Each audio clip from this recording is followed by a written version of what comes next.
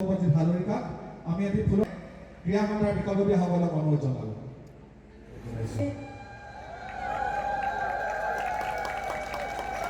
এয়া মৰিয়নিৰ গৌৰৱ হেঙুল থিয়েটাৰৰ সকলোৰে শ্ৰদ্ধাৰ গৰিমা শইকীয়াৰ বাইদেউ আমি আমন্ত্ৰণ কৰিছিলোঁ মৰিয়নি সংস্কৃতি। আজিৰ দিনটো এটা বিশেষ দিন, কাৰণ এটা অভাৱনীয় ঘটনাৰ আমি কোনোদিনে মানি ল'ব নোৱাৰা এটা ঘটনাৰ আজি সম্পূৰ্ণ 11 মাহ, কিন্তু সেই দিনটোতে এটা মংগলময় কাৰ্যৰো আৰম্ভণি হৈছে। হেঙুলৰ লগত জুবিনৰো খুব ওতঃপ্ৰোত সম্বন্ধ আছিল। বহুত গীত তেওঁ গাইছে বহুত দিনৰ পৰা, আৰু বাবলু আৰু জুনৰ লগত আমাৰ সংকল্পজিৎ হাজৰিকাৰ, পংকজ হাজৰিকাৰ কথা কৈছোঁ, তেওঁলোকৰ লগত আমাৰ বহুত ঘৰুৱা সম্পৰ্ক।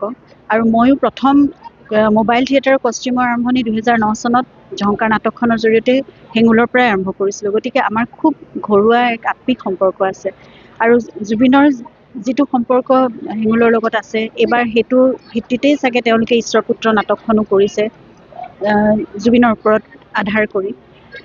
কাহিনীটো যেতিয়া তেওঁলোকে কৰিবলৈ সিদ্ধান্ত লৈছিলে, সেইখিনি সময়ত বাবলুৱে কেইবাবাৰো মোৰ লগত ফোনতো কথা পাতিছে, ঘৰত গৈ তেওঁলোকে শুনাইছে, অনুমতি ল'বলৈও সেই কথাখিনি পাতিছেগৈ, কিন্তু অনুমতি দিয়াৰতো কোনো প্ৰশ্নই নাহে, কাৰণ নিদিয়াৰ কাৰণ জুবিনৰ ওপৰতে এখন নাটক কৰিবলৈ লৈছে, আৰু খুব সুন্দৰ এটা কনচেপ্টত, আৰু খুব ভাল এইবাৰ নাট্যবৰ্ষ হ'ব আমি আশা কৰিছোঁ। খুব সুন্দৰ নাটক লৈছে, ঝংকাৰখন পুনৰবাৰ কৰিবলৈ লৈছে, খুব সফল মঞ্চ সফল নাট এখন, বাণিজ্যিকভাৱে সফল এখন নাট। ঈশ্বৰপুত্ৰখন খুব সুন্দৰ নাটক হ'ব, সকলোৰে অন্তৰ চুই যাব পৰাকৈ, সকলোৰে আৱেগক চুই যাব পৰা এখন নাটক হ'ব। আৰু যিসকল অভিনেতা অভিনেত্ৰী এইবাৰ আছে, তেওঁলোককো খুব ভাল অভিনেতা অভিনেত্ৰী, সকলোবোৰ সুদক্ষ।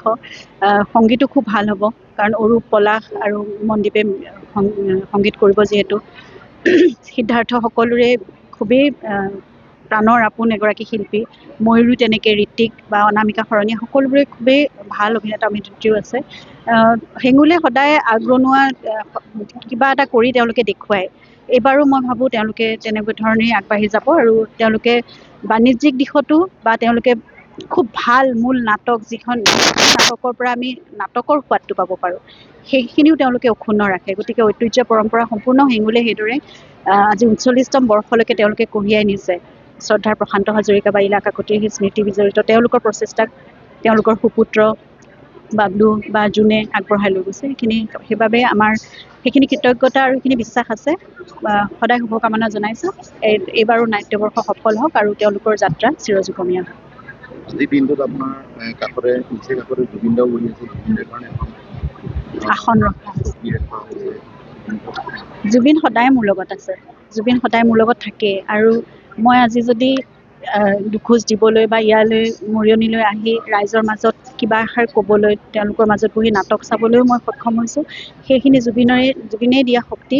তেওঁৱে মোক আগবঢ়াই লৈ গৈ আছে, সাংস্কৃতিক দিশতে হওক, সামাজিক দিশতে হওক, মোক শক্তি দিছে। সদায় মই তেওঁৰ লগত কথা পাতোঁ, সদায় তেওঁক মই অনুমতিও বিচাৰোঁ, তেওঁক মই গোটেই কথাবোৰ কওঁ, আৰু তেওঁ যেনেদৰে এটা কথাৰে মই উত্তৰ নাপাওঁ, কিন্তু মই উত্তৰ বা মই বাট সদায় তেওঁ মোক দেখুৱাই থাকে, আৰু মই সেইমতে সদায় আগবাঢ়িব পাৰোঁ। বানাক্ৰান্তসকলৰ ওচৰলৈও জুবিন যেনেদৰে গৈছিলে, তেওঁৰ আদৰ্শলৈ মই এতিয়া সকলোবোৰ কাম কৰিব বিচাৰোঁ, তেওঁ ভাল পোৱা ধৰণেৰে। সিমানখিনি সামৰ্থ্য শক্তি মোৰ নাই, তথাপিতো মই চেষ্টা কৰিম। আৰু আপোনালোকৰ মাজত, ৰাইজৰ মাজত যেতিয়া মই থাকোঁ, মই এতিয়া দেখিছোঁ হাজাৰজন জুবিন আছে, সকলোৰে প্ৰাণত জুবিনক ধাৰণ কৰিছে সকলোৱে। এজন জুবিন নহয়, এতিয়া হাজাৰ হাজাৰ জুবিন আছে নতুন প্ৰজন্মৰ মাজতো, আৰু এনেদৰেই জুবিন আগবাঢ়ি গৈ থাকিব। তেওঁৰ সৃষ্টিক, তেওঁৰ আদৰ্শক, তেওঁৰ পৰিকল্পনাসমূহ, সপোনবোৰক সকলো অসমবাসী ৰাইজে তেনেদৰে কঢ়িয়াই আগলৈ লৈ যাব। জুবিন চিৰযুগমীয়া, অমৰত্ব তেওঁক ইতিমধ্যে ৰাইজে প্ৰদান কৰিছে।